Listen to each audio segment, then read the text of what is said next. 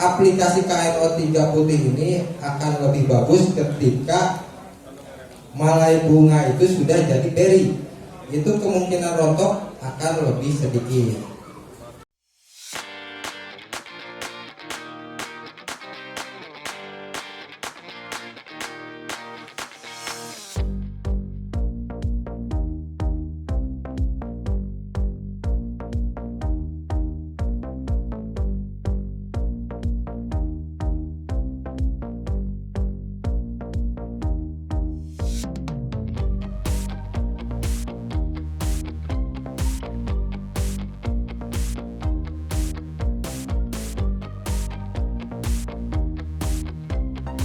Perkenalkan, nama saya Murni dari Bekasi Timur. Yang ingin saya tanyakan, pada metode potes pucuk kan buahnya tak serentak ya Bapak Guru. Ada yang berinya sudah besar, ada berinya sedang, ada yang bunga. Sedangkan saya lihat beberapa di YouTube itu katanya kalau lagi keluar bunga tidak boleh dipupuk, dihentikan dulu. Sedangkan kita ingin mengisi beri yang sudah besar atau yang masih sedang. Jadi mohon arahannya kepada guru. Terima kasih. Oke, ini pertanyaan ini saya serahkan kepada Om Roni Tikir supaya buahnya sama rata gitu kan, sama rata terus. Dan apa tadi bunganya bagaimana cara bunga itu nggak rontok, lebih pupuk apa enggak? Silakan Om Roni, langsung saya kasih.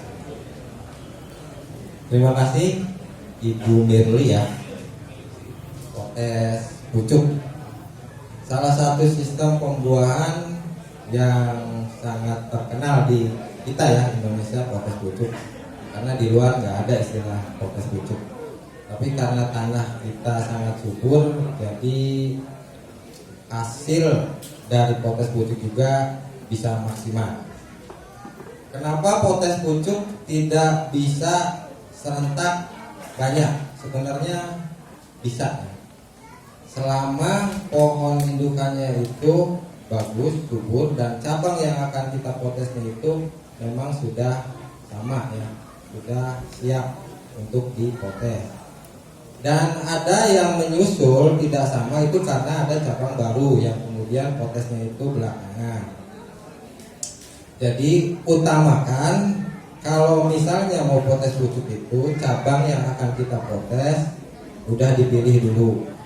Jadi kita bisa menargetkan nih dari berapa cabang tunas air atau berapa cabang yang akan dipotes air itu, yang akan dipotes itu akan mengeluarkan berapa malai per cabangnya. Jadi bisa kita hitung satu pohon misalnya kita mau buahin 10 atau 20 dompor, tinggal hitung aja cabang yang akan kita potes selama nutrisi kita masuk sudah bagus.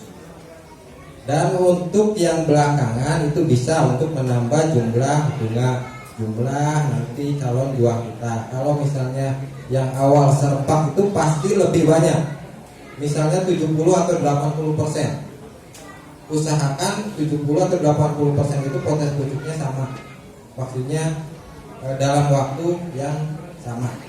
Sisanya yang kemudian cabang yang potensial untuk keluar bunga lagi bisa dipotes belakangan, itu untuk menambah jumlah malai.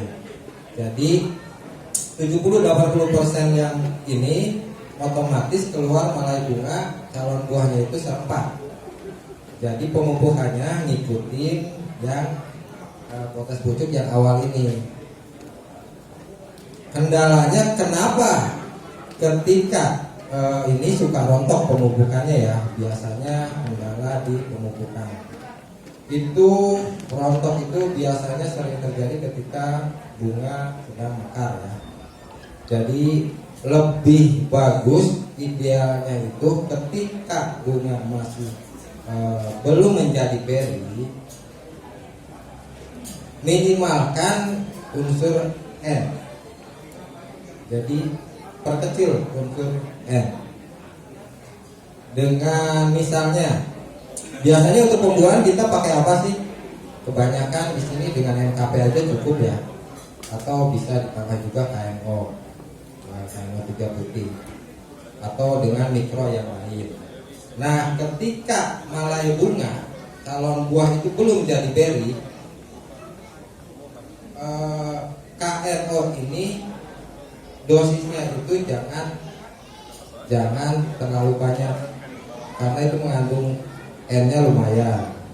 Kalau misalnya sama dosisnya, nanti ada kemungkinan ketika mekar bunganya akan kebagian rontok.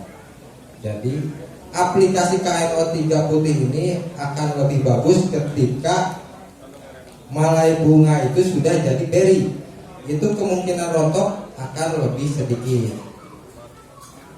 Jadi intinya dosis dari pupuk itu sendiri, kemudian waktu aplikasi dari pupuk itu sendiri itu berpengaruh terhadap rontok atau tidaknya bunga tersebut. Jadi selama perawatan bagus, pupuk masuk dan dosis sama waktu aplikasinya bagus, itu harusnya 90% itu nggak akan rontok. Satu lagi, penyebab kerontokan biasanya ada di main GA ya. Kalau yang belum paham main GA biasanya ada juga nanti fase-fase yang tidak sesuai dosisnya, bisa rontok lah, bisa kering lah, bisa hitam, bisa gosong, bisa lengkap dan lain-lain. Atau kalau misalnya sudah paham itu pasti hasilnya akan bagus, sangat bagus. Cuma itu butuh pengalaman riset yang enggak cukup sekali dua kali. Mungkin itu aja Ibu Mili, semoga bermanfaat. Terima